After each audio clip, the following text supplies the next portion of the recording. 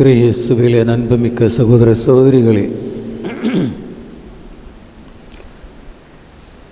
இயேசுவின் திருப்பாடுகளின் குருத்து ஞாயிறு வழியாக நாம் இந்த புனித வாரத்தில் நுழைகிறோம்.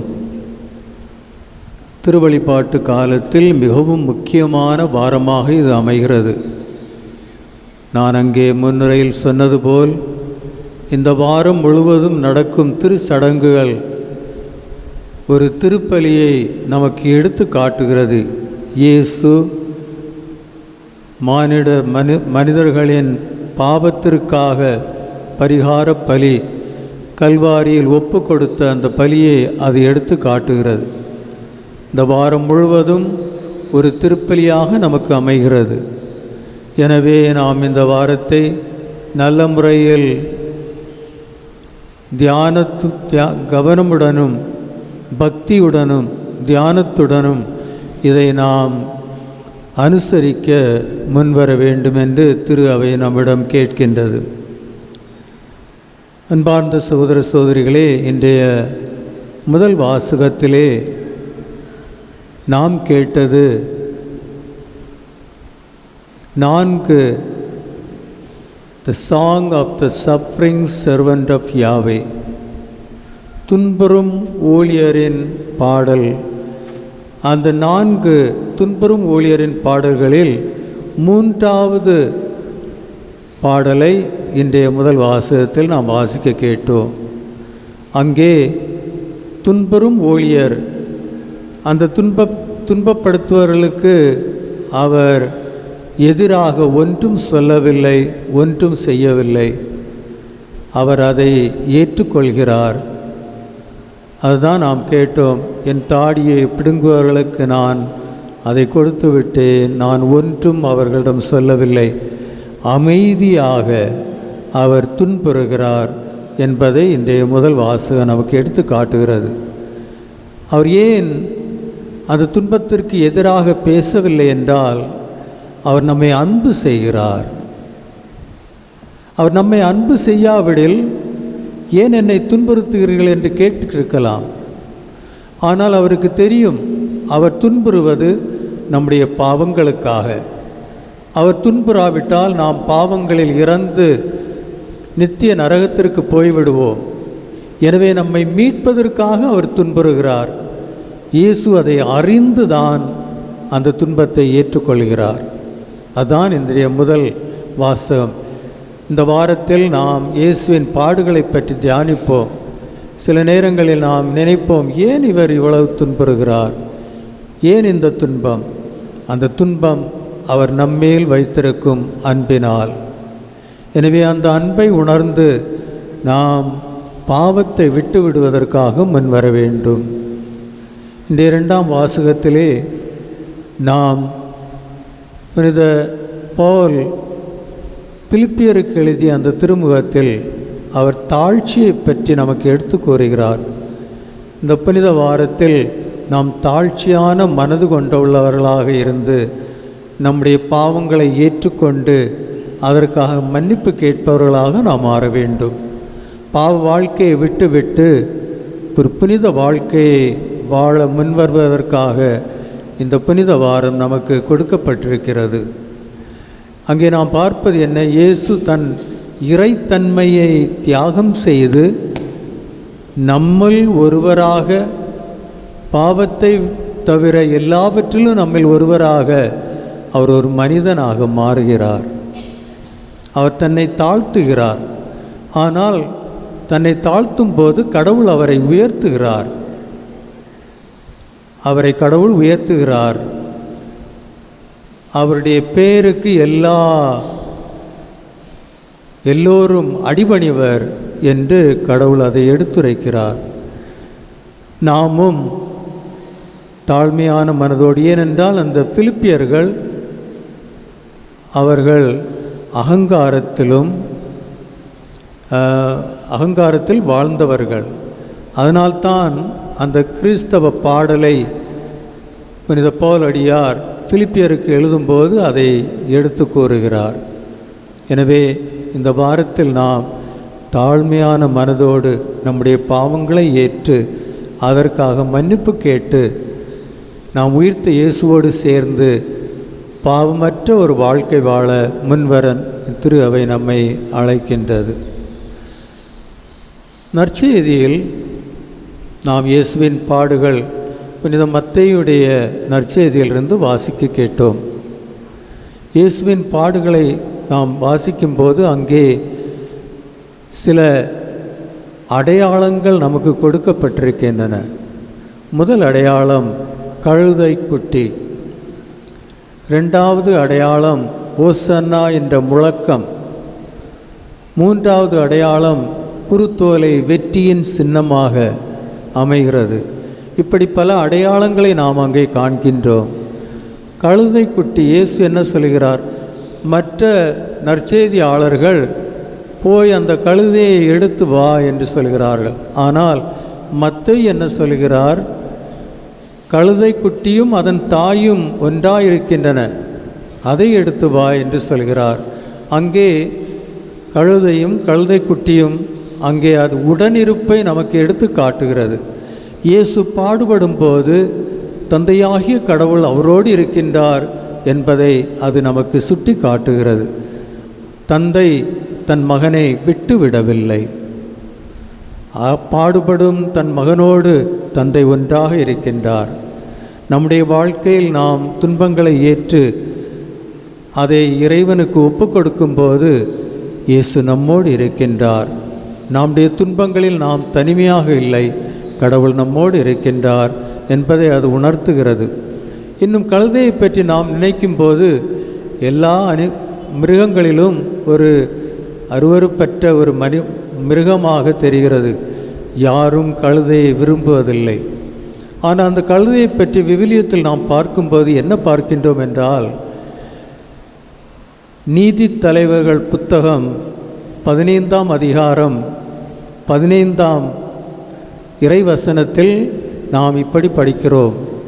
சாம்சன் கழுதையின் தாடை எலும்பால் 1000 பேரை கொன்றான்.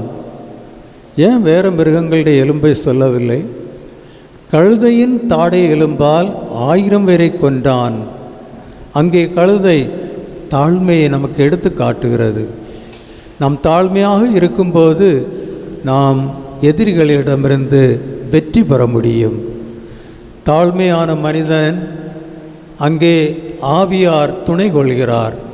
அகங்காரத்தோடு நாம் வாழும்போது சாத்தான் நம்மை அடிமைத்தனத்தில்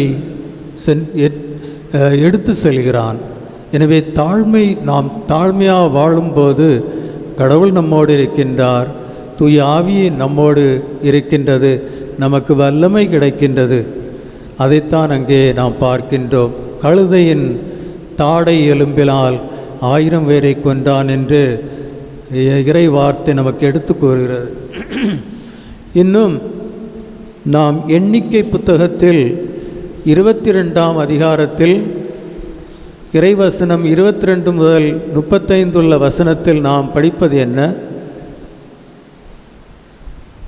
பாலோவாம் என்ற ஒரு போலி இறைவாக்கினரை இஸ்ராயல் மக்களை சபிக்க அங்கே கட்டளையிடப்படுகிறது. அவன் தன்னுடைய கழுதையில் ஏறி செல்கிறான் இஸ்ராயல் மக்களை சபிப்பதற்காக. அவன் அப்படி சொல்லும்போது சில தூரம் சென்று அந்த கழுதை நின்று விடுகிறது. அவன் அந்த கழுதையை இன்னும் வேகமாக செல்ல அடிக்கின்றான். அந்த கழுதை அசையவில்லை. இறுதியாக அந்த கழுதை அப்படியே தரையில் விழுந்து விடுகிறது. அவன் இன்னும் அடிக்கிறான். அந்த கழுதையை இன்னும் செல்ல இஸ்ராயல் மக்களை சபிப்பதற்காக. அந்த நேரத்தில் அந்த கழுதை வாய் பிறந்து பேசுகிறது. நான் இதுவரை உன்னை எல்லா இடத்திலும் கொண்டு செல்லவில்லையா? அதற்கு அவன் சொல்கிறான், ஆம், நீ கொண்டு சென்றாய், எனக்கு அடிபணிந்தாய், ஆனால் இப்போது என்னால் அது முடியாது என்று சொல்கிறது. அப்போது அந்த போலி இறைவாக்கினருடைய கண் திறக்கிறது. அவன் கண் முன்னால் காண்பது ஒரு தூதர் வாளோடு நிற்பதை அவன் அங்கே காண்கின்றான். அவன் அதன் பிறகு அதை உணர்ந்து இஸ்ராயல் மக்களை சபிப்பதற்கு பதிலாக அவர்களை வாழ்த்துகிறான். அங்கேயும் கழுதை அங்கே உபயோகிக்கப்படுகிறது. இன்னும் நாம் சக்கரியா இறைவாக்கினர் அவருடைய புத்தகத்தில் நாம் வாசிக்க கேட்டோம். 9ஆம் அதிகாரம் 9ஆம் வசனத்தில், இஸ்ராயேல் சியோனே, இஸ்ராயேல் மக்களே, நீங்கள் அக்களியுங்கள், ஏனென்றால் உங்களுடைய அரசர் கழுதை மேல் ஏறி வருகிறார், அவர் உங்களுக்கு வெற்றி தருவார் என்று அங்கே இறைவாக்கினர் சொல்கிறார். அன்பார்ந்த சகோதர சகோதரிகளே, நம்முடைய வாழ்க்கையில் தாழ்ச்சி மிகவும் முக்கியமான ஒரு குணமாக அமைகிறது. எந்த நாட்டிலும், எந்த வீட்டிலும், எந்த குடும்பத்திலும் தாழ்ச்சி இல்லை என்றால் அங்கே சண்டை சச்சரவு, பிரிவுகள் நடக்கின்றன. தாழ்ச்சியான குணம் இருக்கும்போது நாம் பொறுத்து எல்லாவற்றையும் ஏற்றுக்கொண்டு பிறருக்காக வாழ்பவர்களாக மாற முடியும். எனவே அதை இங்கே தெளிவாக நமக்கு எடுத்து கூறப்படுகிறது. எனவே இந்த குருத்தோலை, இயேசுவின் திருப்பாடுகளின் இந்த குருத்தோலை திருவிழா நமக்கு தாழ்ச்சியை எடுத்து காட்டுகிறது. இன்னும் திருப்பாடுகளில் நாம் பலரை பற்றி கேட்கின்றோம். முக்கியமாக மத்தேயு யூதாஸை பற்றி பல விவரங்களை நமக்கு கொடுக்கிறார். நாம் சில நேரங்களில் நினைப்போம், ஏன் யூதாஸ் இயேசுவுக்கு எதிராக அவரை காட்டி கொடுத்தான்? ஏன் பேதுரு இயேசுவை மறுதலித்தார்? ஏன் தலைமை குருக்கள், பரிசேயர்கள் இயேசுவுக்கு எதிராக பேசினார்கள்? ஏன் இஸ்ராயேல் மக்கள், அவரை புகழ்ந்து வரவேற்றவர்கள், அவருக்கு எதிராக இவரை சிலுவையில் அறையும் என்று ஏன் அவர்கள் அப்படி சொல்கிறார்கள் என்றால், அவர்கள் இயேசுவை அறியாமல் இருந்தார்கள். பாருங்கள், இயேசு தன்னுடைய பாடுகளை பற்றி சொல்லும்போது, அப்போது பிற அப்போஸ்தலர்கள் என்ன கேட்கிறார்கள்? ஆண்டவரே நானோ? அவர்கள் இயேசுவை ஆண்டவரே என்று அழைக்கிறார். ஆனால் யூதாஸ் அவர் என்ன சொல்கிறார்? ராபி நானோ? ராபி என்றால் போதகர். யூதாஸ் இயேசுவை அறியாமல் இருக்கின்றான். அவரை போதகர் என்று தான் அறிந்திருந்தான். அதனால்தான் அவன் இயேசுவுக்காக வாழ முடியவில்லை. யூதாஸை பாருங்கள், அவன் தனக்காக வாழ்ந்தவன், பணத்திற்காக வாழ்ந்தவன், பெருமைக்காக வாழ்ந்தவன், இந்த உலக ஆசைகளுக்காக வாழ்ந்தவன், இந்த உலக இன்பங்களுக்காக வாழ்ந்தவன். ஆனால் இயேசுவுக்காக அவனால் வாழ முடியவில்லை. நாமும் இன்று நம்முடைய வாழ்க்கையை பற்றி சிந்தித்து பார்ப்போம். நாம் இந்த உலகை சார்ந்தவர்களாக இருக்கின்றோமா? இந்த உலக இன்பங்களுக்காக வாழ்கின்றோமா? பதவி, நம்முடைய பெயர், புகழ், இதற்காக வாழ்கின்றோமா? நாம் இதற்காக வாழ்கின்றோம் என்றால் இயேசுவுக்காக நம்மால் வாழ முடியாது. பேதுருவை பாருங்கள், அவன் தன்னுடைய பெயரை காப்பதற்காக நான் அவனை சார்ந்தவன் அல்ல என்று மறுதலிக்கின்றான். அவன் பேருக்காக வாழ்பவனாக இருக்கின்றான். மற்ற தலைவர்கள் எல்லோரும் தங்களுடைய சுயநலத்திற்காக வாழ்பவர்களாக இருந்தார்கள். சுயநலம்தான் இயேசுவை சிலுவையில் கொன்றது. இன்று சுயநலம்தான் பிறரை துன்பப்படுத்துகிறது.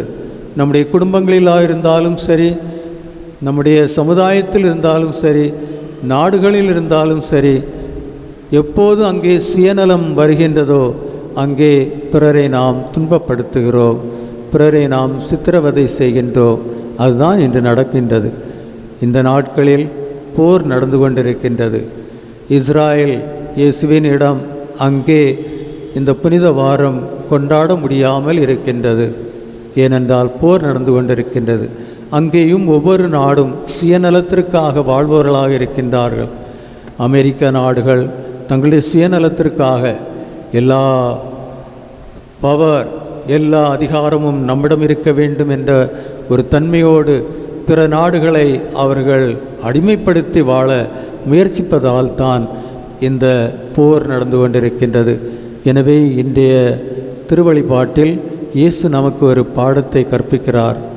தாழ்ச்சியான மனதோடு இறைவன் நமக்கு எல்லாம் என்று இறைவனை எல்லாமாக உணர்ந்து அப்படி நாம் வாழும்போது ஒரு உண்மையான கிறிஸ்தவனாக நாம் வாழ முடியும் என்பதை இறைவன் நமக்கு இன்று எடுத்துக்கொட்டுகிறார். இந்த வாரத்தை நாம் புனிதமாக பயன்படுத்துவோம். இந்த வாரத்தில் உள்ள எல்லா சடங்குகளிலும் பங்கு பெற்று ஒரு நல்ல கிறிஸ்தவ வாழ்க்கை வாழ, பாவமற்ற பிறர் சிநேகம் உள்ள ஒரு வாழ்க்கை வாழ இன்றைய திருப்பலியிலே நாம் இறைவனை வேண்டுவோம்.